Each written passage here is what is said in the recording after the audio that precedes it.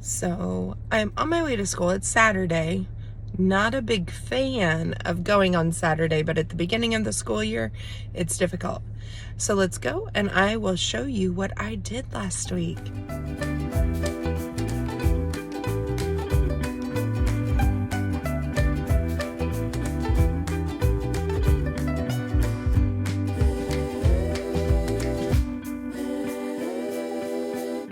Hey, before we get started today, I'm going to show you some clips with some voiceovers of what we worked on throughout the week. I'm going to show you some of the products of what I had told you we were going to do in the previous video.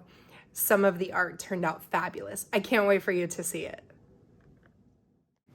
One of the books we read this past week was I Promise, written by LeBron James. We just took a class discussion about the promises we were willing to make to our class to do our best, and we posted those for everyone to see.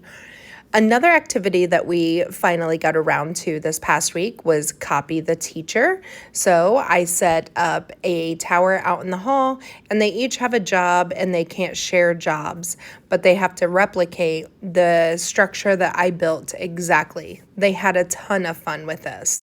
The next thing we did was we read Name Jar, and then the students had to go home and talk to their parents about their name, and then they used that to write a paragraph. After writing the paragraph, we did an art project, and you can see how we did that. It was step by step. And I mentioned it in a previous video, so you can go back and see where to find the information. But they did such a good job, and I really love the outcome. Take a minute to check out the finished products.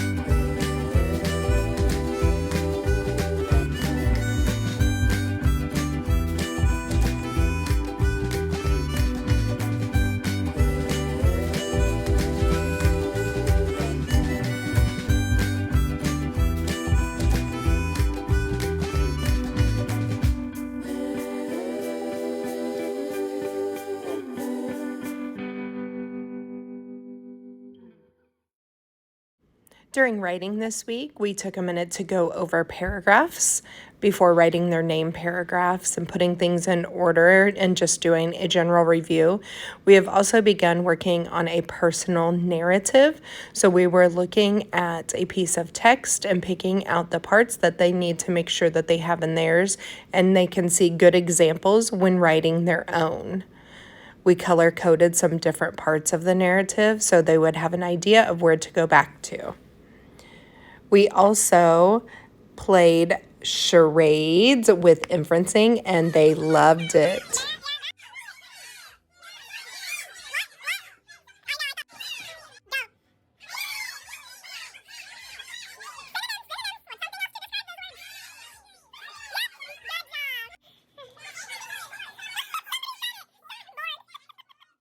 We began talking about North America and reviewing continents, oceans, and such. We also learned a new game called Take 20. In this game, they have 5 dice. They roll all 5. Their goal is to add up to 20. If they don't add up to 20, they can re-roll all the dice or just some of the dice. Their points come from how many times it takes them to roll a sum of 20. Okay, so how much do you need? Yeah, you need 6.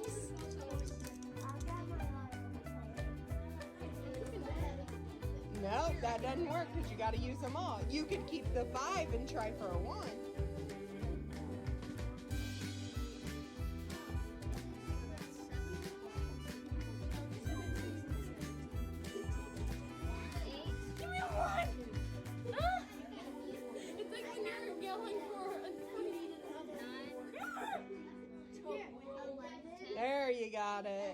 at school. I took a few minutes as I came in to get my things all put away. I left Friday pretty much right after school. At the end of a first full week, I was ready to just go home, and I knew I was coming in today, so I took a few minutes to just clean up.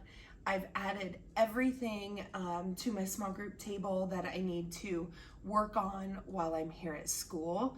And I'm hoping this weekend to get everything done for next week so I can get on my schedule to where I don't use my weekends to work. And so I'll have a schedule throughout the week where, you know, on Monday I sit and I take 45 minutes or so to plan, you know, math, and then the next day another thing. So by Friday, I'm making my copies. I'm getting things uploaded to my learning management system that I need. I'm doing those kinds of things. So on Friday or Saturday and Sunday, Friday night, I have the whole weekend to just enjoy my family, my friends, my church family, and do those things and not have to worry about school. But it does take me a good month or so to get there. So I'm trying to do it a little bit quicker. I've been doing this for, I'm starting my 20th year.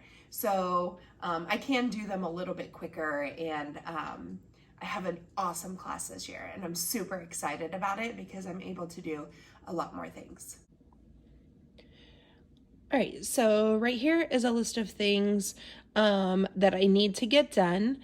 Some things need to be done here, or at least printed here. So like I can laminate at home, but I really just want to stay here and get as much done as I can so I can have tomorrow to myself. But I need to make something for like missing name papers, and I just use this magnet down here to put those up on the board, but I want to have like some type of title so the kids know where it's always going to be. My unit bins, we have switched our units, and I can show you those in just a moment, but I need to kind of clean those out and revamp them. My newsletter is actually done, and it's already scheduled to be sent out. Our class promises, you will see that that is something that we have read, and I need to print out those promises. Number words, that is for my place value board. My kids struggle a little bit with spelling this year, so I would like to add some numbers right up here. I'm sorry, there, right up there in the corner. And soon we're starting place value next week. And so all the blue blank spaces, I'll put like vocabulary. And this is one of the things that I'll leave up all year because the students do reference it for most of the year.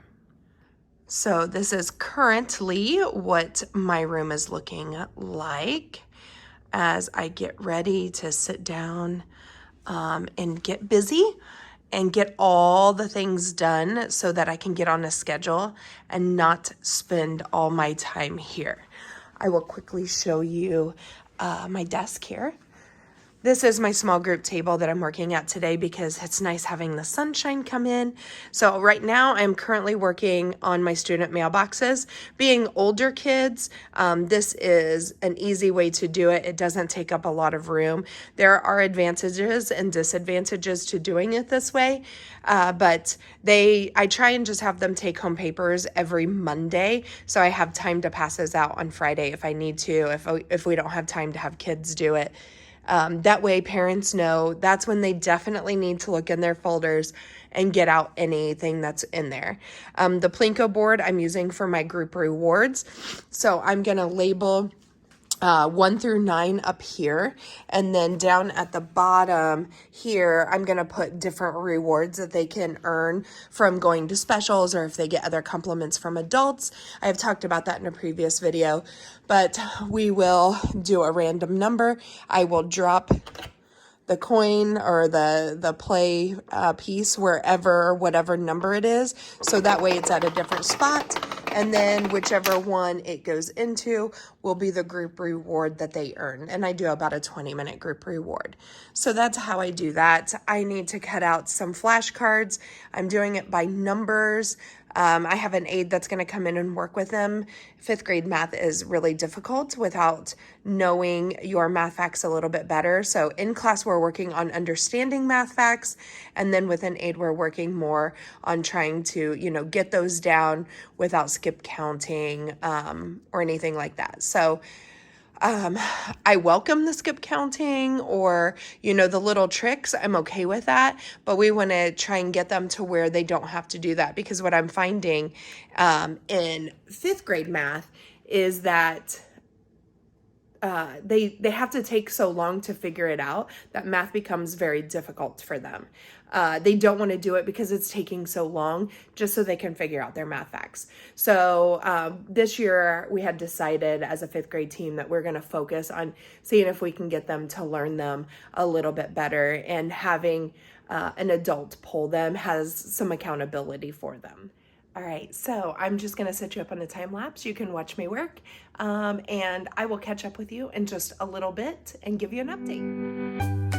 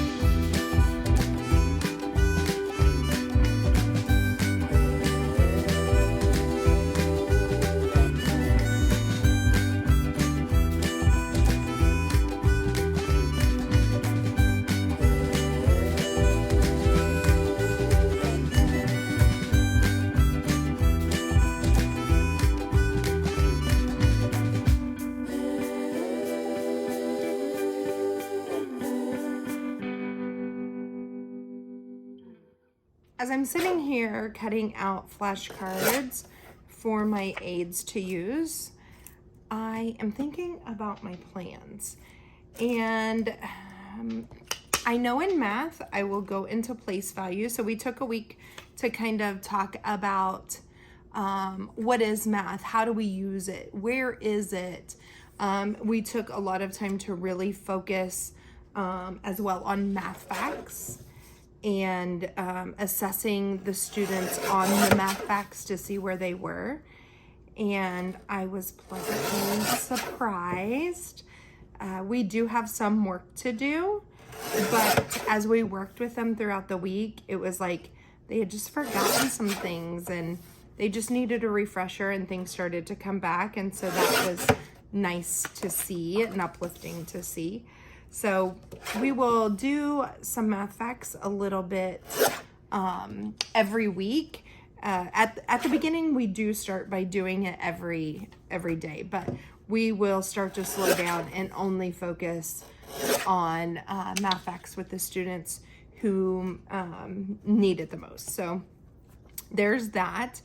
What are your favorite place value activities? Like, place value is so hard for kids, and understanding that it's 10 times as much and understanding that it's 1/10. And, I use manipulatives, but I feel like every year they just really struggle with the place value concept. I don't know if they're just not developmentally, ready. And so that's why they don't get it, or what. Or they'll get it and then that's something that they always forget, which is why I leave my board up. But, do you have a favorite activity that you think is really helpful to teachers to try and use? And if so, comment below. Let me know what your favorite activity is for place value.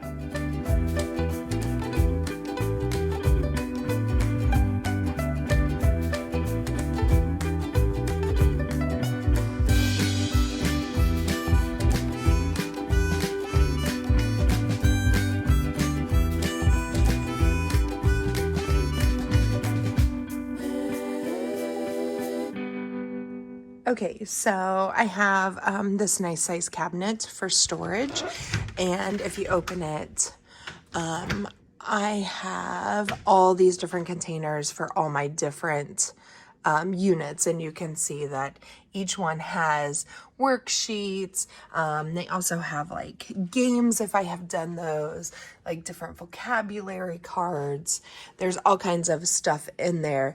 But since things have switched and we've moved some of what we're teaching around, I need to clean them out, and I will distribute stuff back in my bins that I have talked about previously. And then when I go to plan it again, I already will know what I want to do, but I will then just be able to pull that quickly and rebuild my bins. So it's just here. So like I have we played some charades this week with inferencing and teaching with a mountain view, talking about inferential versus literal thinking. I have used that lesson.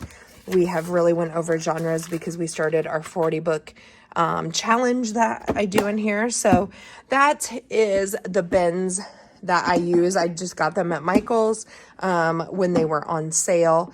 They're nice, they're big, they hold a lot of things.